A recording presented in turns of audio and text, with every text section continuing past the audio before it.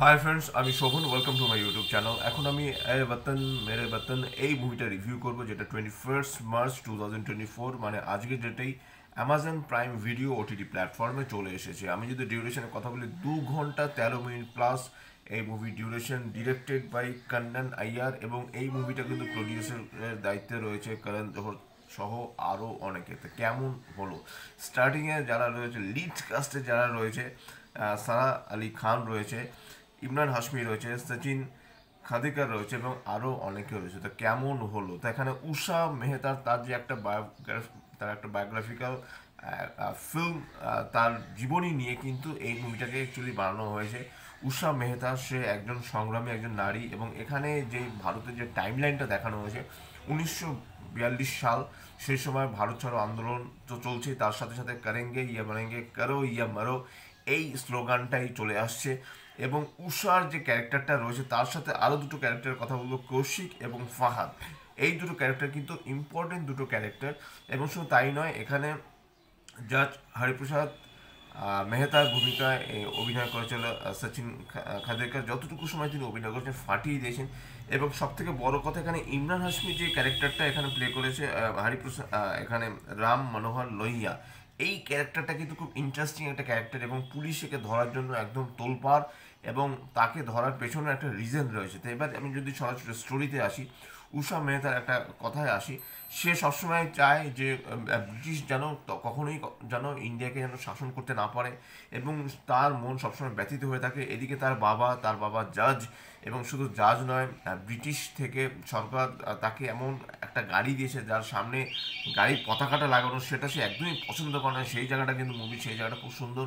এবং উষা মেহতা, সে দেখে যে তারই একজন পরিচিত একজন, তার একটা রেডিও স্টেশন সে বানিয়েছে ছোট্টখাট্টো, এবং সে চায় যে রেডিও তখন এমনই একটা মাধ্যম যেটা লোকে শুনে, এবং এমনই একটা সময় বেছে নিয়েছে, রাত্রি 8:30টার সময়। সেই সময়টায় বেছে নিয়েছে সেই কারণেই, কারণ বেছে নেওয়ার এই কারণ রিজন, সেই সময় সবাই বাড়িতে থাকে। এবং 42.5, এই মানে এই যে ট্রান্স যে রেডিওর যে বিভিন্ন দেখবেন তরঙ্গ থাকে, তার এক একটা নাম থাকে।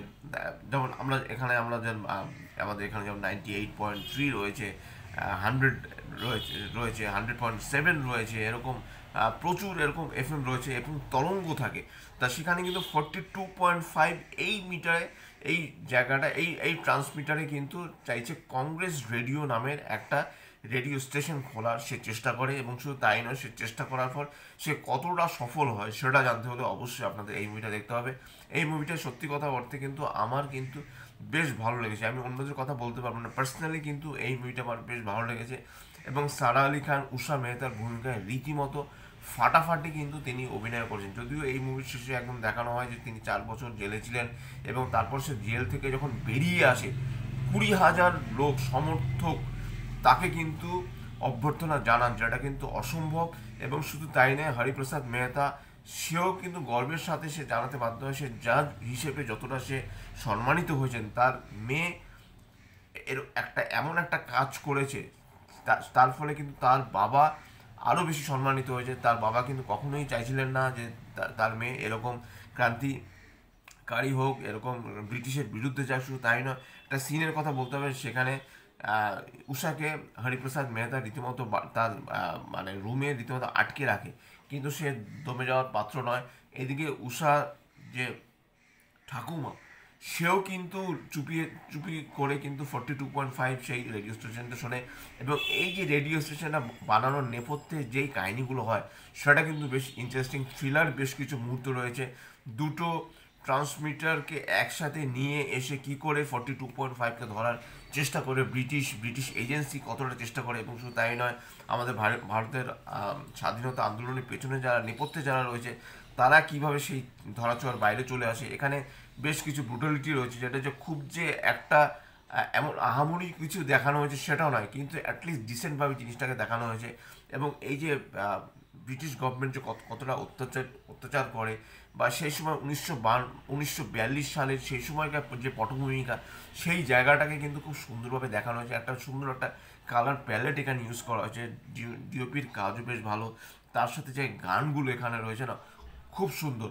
একদম পুরোপুরিভাবে কিন্তু স্টোরির সাথে গানগুলো যায়, যার জন্য কিন্তু মুভিটা কিন্তু দেখতে ভালো লাগে। এবং মুভির ডিউরেশনও বেশ কম, 2 ঘন্টা 13 মিনিট, এমন কিছু নয়, হয়তো 2 ঘন্টার মধ্যেই মুভিটা রাখা যেত।